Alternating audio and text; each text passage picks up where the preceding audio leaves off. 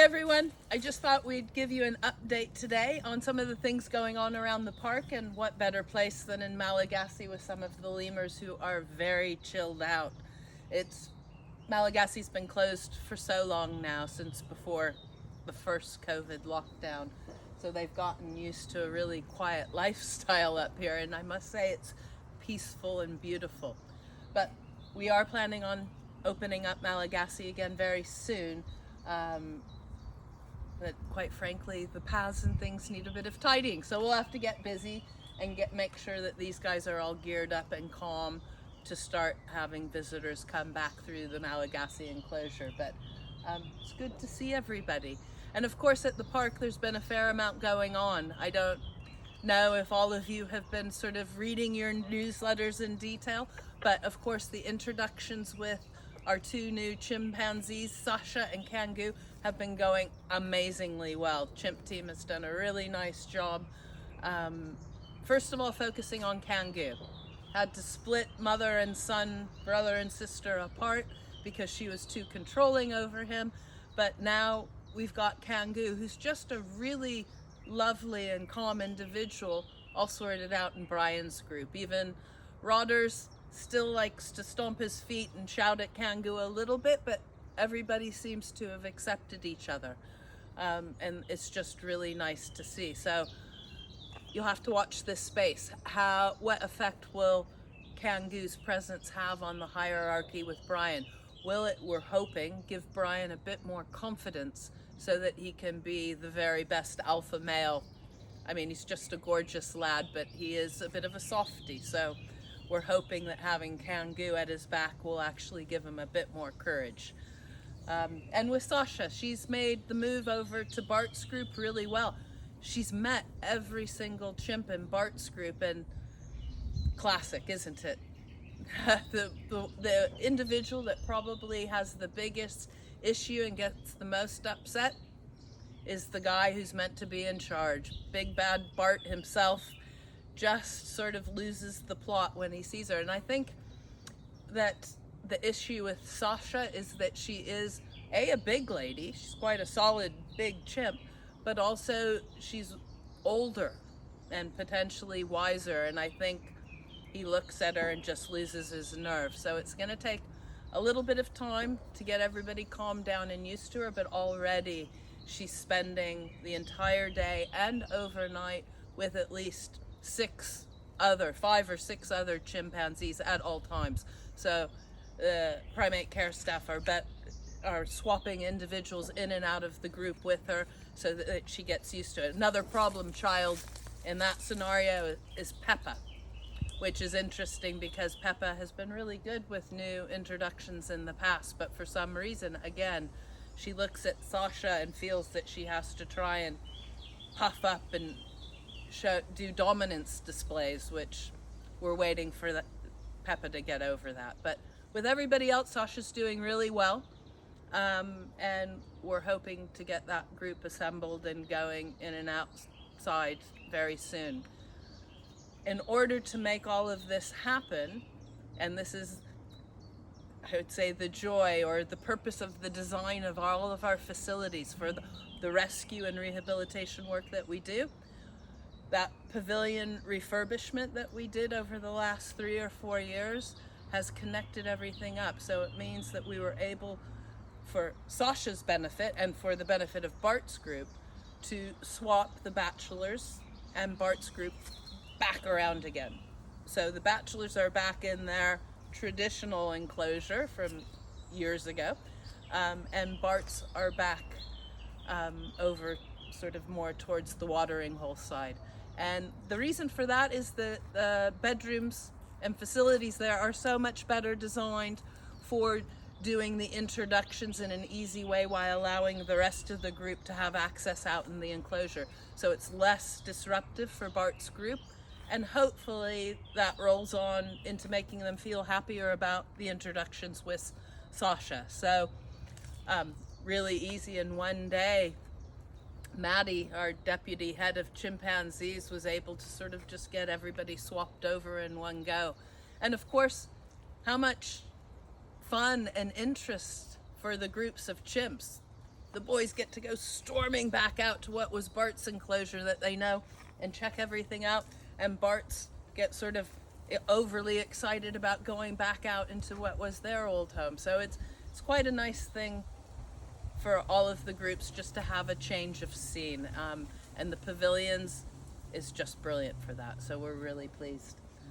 And our orangutans, we're also been really busy with our orangutans. So you will have all seen that we have a new orphan, sadly, but pleasure to have her here at the park and to join all of our other guys. Cayenne from Twycross Zoo arrived within a week, was sorted out in the orang nursery, and that was us just being quite cautious. But she was quite a bulshy character, probably quite spoiled, having been kept on her own for so long at Twycross. You know, she had everything to herself. So getting back in with that group that's quite busy and feisty, she's just loving it. Playing and wrestling non-stop with Bulu and the others has just been fantastic. I had sort of hoped and planned that when Cayenne was arriving, that at the same time it might be a good time to get Hujan back over into the nursery group, because really that's where he belongs. He's been, gosh, about 4 or 5 years now, I guess, living with Tuan's group, and it's been brilliant. All of those ladies have had really good experience looking after and playing with Hujan. Tuan has enjoyed his company, and they even had little play sessions together. But Hujan's now starting to get to the age where he's taking more of an interest over Tuan mating the 4 ladies in the group. And what we know from past experience is that eventually that's just gonna start annoying Tuan, which is quite reasonable, really. You don't need somebody pushing into your own private business. So before there became issues between Hujan and Tuan, it was time to sort of let him go back across to the nursery group.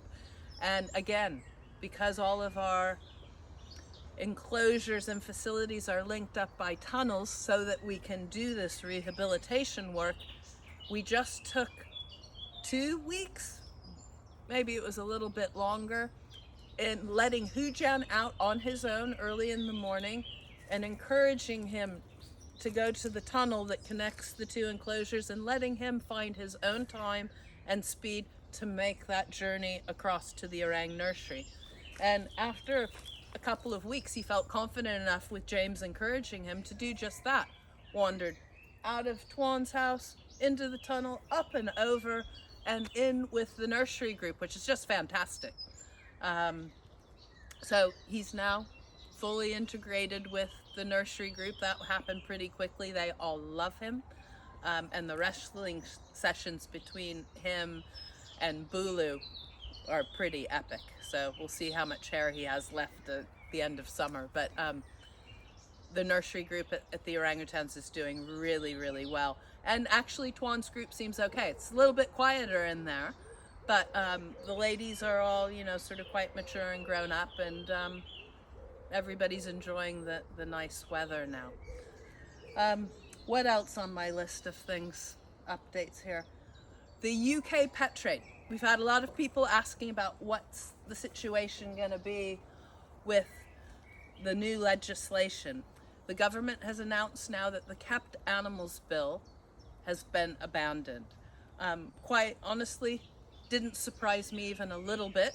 A lot of organizations started to get their knickers in a twist about it, but in my opinion, the Kept Animals Bill was such a massive thing. It was everything, covering everything from livestock to domestic pets, microchipping cats, live animal transport, plus one aspect on legislation for the keeping of primates as pets. So it didn't surprise me that this sort of untenable, massive new sets of legislation was not going to sort of find its way through Parliament all in one. And indeed, that's what's happened.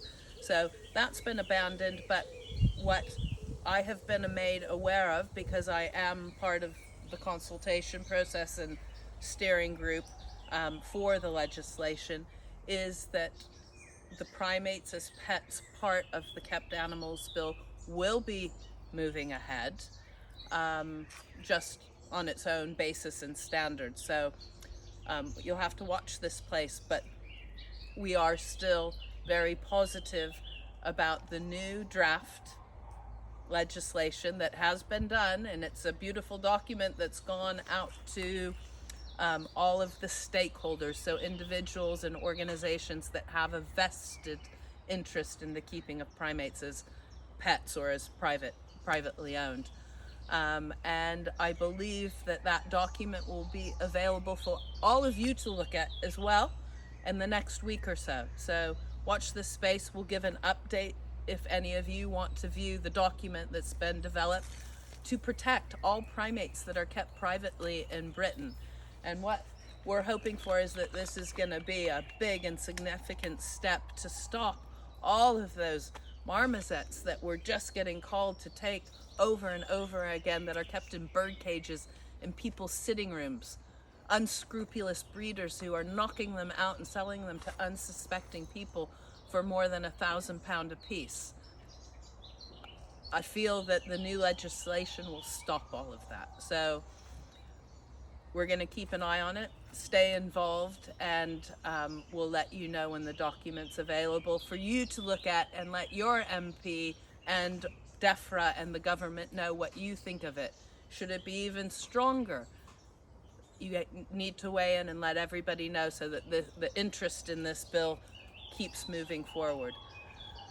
To that effect, sadly, I'm still an expert witness on 2 different cases right now of cruelty and neglect from the British primate pet trade. So it's all still continuing on, and we're still continuing to rescue animals as best we can. But all of our new arrivals here have done really well. Excuse me. I think Karen's come in with lunch for the lemurs, so everybody's off. He's a good lad. And finally, Monkey Life. I'm now in the process of editing the next series, which will come out this autumn. Just fantastic. I can't even believe it. It must be series 16 now that I'm editing. So that's 10 years of monkey business and 16 years of monkey life. Makes Jeremy and I very old. Very old and very tired. But it's just been a pleasure to share with everybody and to get everybody involved with the work that we do here. It's important that everybody is aware of the threats, the use, the abuse of primates both in the wild and in captivity, and what we're doing here to try and protect them and look after them. So look forward to that next series in autumn. And you might all be aware, there's been so much interest in making DVDs after the series goes out on TV, but of course times are changing and a lot of people stream things instantly onto their various devices. But for those of you that are interested in getting DVDs, we can't afford to get a single run of a small number of DVDs made up to sell to you guys.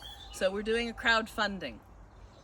If you're interested in getting DVDs of Monkey Life series 14 and 15, you need to get onto the site and log on to the GoFundMe site and get that done. I think there's only a few days left now, and we need to more than double the numbers that are currently there in order to have enough funds to produce DVDs. Unless any of you, of course, have a better idea of how we can get these DVDs produced and sold on. But right now, the manufacture and the production of those DVDs is so costly that we can't make the money up to cover those costs. So anybody who's interested, whether it's overseas or otherwise, because they do play on multi-region players. So any of you that have been watching in America or in different countries around the globe, you too can get those DVDs, but you'll have to log on to the GoFundMe site, and the details will come up, I think, after this post. But looking forward to seeing you all again over the summer. Keep in touch. Send us in your photographs of what happened at the park. Send us in information about primates in need. We'll do as much for as many as we can. And to that effect, I'll give you a little bit of a heads up. I'm now working on more international rescues of A, a new species, and B, some big guy that needs our help. So I'm not going to say anything more about that right now, but there will be more rescues coming. And thank you for your support. Without it, we couldn't do as much as we do. Have a good weekend, everybody. Stay safe.